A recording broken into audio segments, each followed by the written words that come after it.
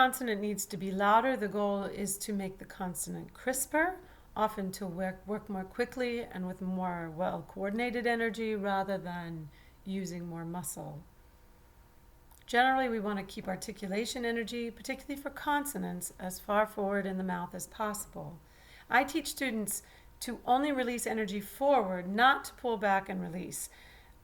For example, the difference between the way a blow dart works and a bow and arrow, where you first pull energy back and then release. So, for example, I often hear things like g, where the energy is pulled back and then released, and I teach students just to release energy forward, g, g, g. This takes away a lot of tension in the way consonants are pronounced, and especially tension away from the throat. This is reviews, information you should have studied in diction. Stop plosives, p, b, d, t, and k, g. So each class of consonant can be used to address particular technical challenges or ways that students could grow. So all stop plosives can be used to sharpen onset, so basically to improve and clean up a balanced onset, especially if the onset is breathy, and also to improve vowel clarity. All of them can also be helpful for addressing nasality because they increase intraoral pressure, which puts a gentle air pressure up against the soft palate. But K and G, the k, g sounds, are particularly useful because they also include some muscular toning, since the K and the G, the k, g sounds, are pronounced by with the tongue and the soft palate. So when you're teaching that, one of my teachers told me to think of when the tongue and the soft palate are together for the k or the g sound, to feel the energy explode up instead of the tongue dropping down. This will usually send the palate nice and high. It's also recommended that you have your students practice exercises that alternate voiced-voiceless pairs, pa, ba, da, ta, ke, ge, anything like that. The Richard Miller book has quite a number, Structure of Singing has quite a number of examples, and I've put here some of my favorites. So this is an intermediate exercise because of the octave range and having to climb that octave several times, but this is how this exercise goes. Be, pe, be, pe, pe, be, pe, be, pe, be, pe, be. Often by the time they get to the last bay, it's going to want to pull back, and so over time you want to build a sense of returning to the bay or the pay that they did on the very first. Bay, pay, bay.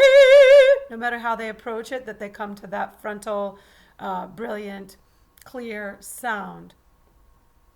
The P and the B need to be very, very fast. That blow dart consonant is an excellent way to think on these. I often combine it with a kinesthetic gesture, or flicking a finger, or pointing at the wall, or throwing for each of these, or the beginning of each measure. Another excellent exercise is this quick octave leap. Be, pe, be, pe, be, pe. Can be used to help get students down into chest voice more quickly and get them to make that shift more automatically.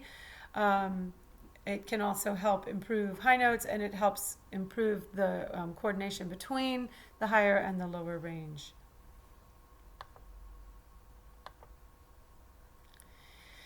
These exercises, the first line especially, is one that I use to help address nasality because it's very active in the soft palate. It's complicated, so I often also do a simplified version, but here's the entire thing. Gee, go, go, gee, go, gee, go, gee, go, gee. This also, they will often want to get, go, go. Want to do a lot of tension in the throat, so learning how to flick that out like a blow dart. Gee, go, go. Sometimes they will feel the sort of equal and opposite energy. If we think of every action has an equal and opposite reaction, sort of the way when you shoot a gun, it kicks back. If you really front that consonant quickly, you're kind of going to feel a little kickback in the throat, which actually helps kick the soft palate open. And again, I often encourage students not to fight this sensation. The rest of these exercises are nice variations as well. Especially, I tend to do a version on the, is there one on coca? No, I invented that as a combination of several of those, but I do coca sometimes. Coca, coca, coca, coca, coca. Again, you'll often hear the consonant get minimized as you get higher. Keep that air moving. Coca, coca, coca, coca, coca. It can really free up the voice and help balance the registration. Fricatives are sustained sounds. They're good for building a sense of appoggio.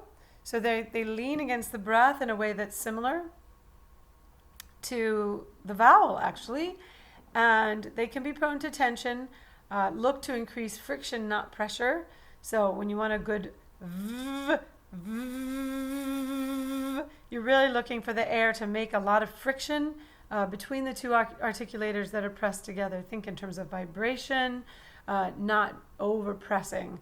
But there does need to be enough pressure so that friction can be created.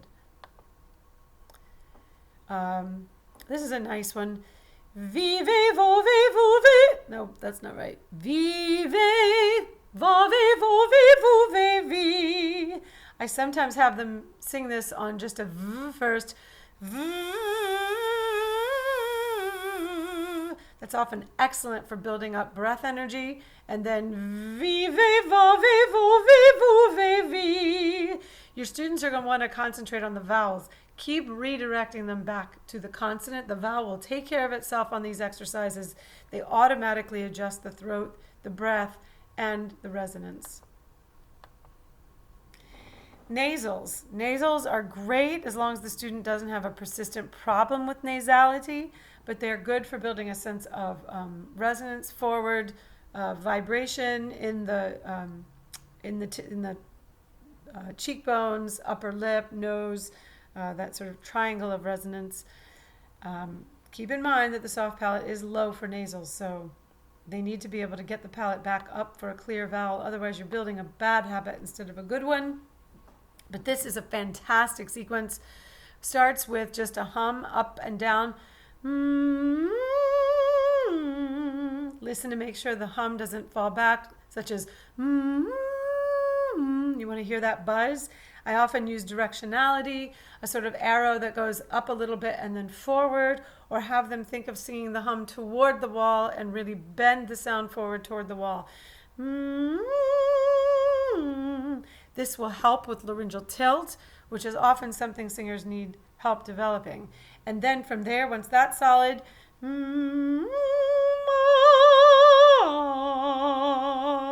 opening to a non-nasal ah that stays in that same buzzy feeling as the hum, and then and then just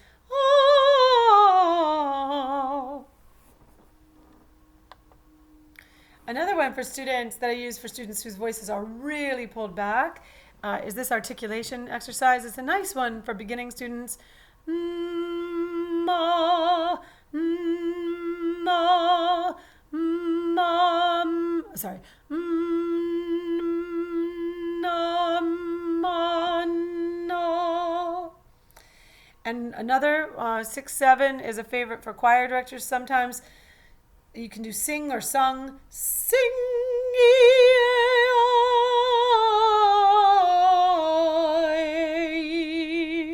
or various simpler versions of that. I often do sung into ah or sing into e so that the word preceding it is in a more similar position.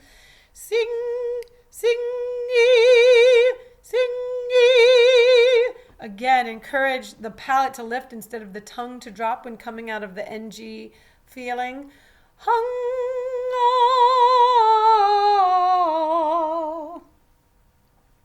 And then a nice exercise with an L, which is a lateral. It's the only one in its group in English. La, la, la, la, la, la, la, la, la. The L can be a place of difficulty for some singers that will have tension in the lower back part of the tongue or the front. But some singers love it. Either way, you need to be able to get from a clear, clean, forward L into a nice vowel.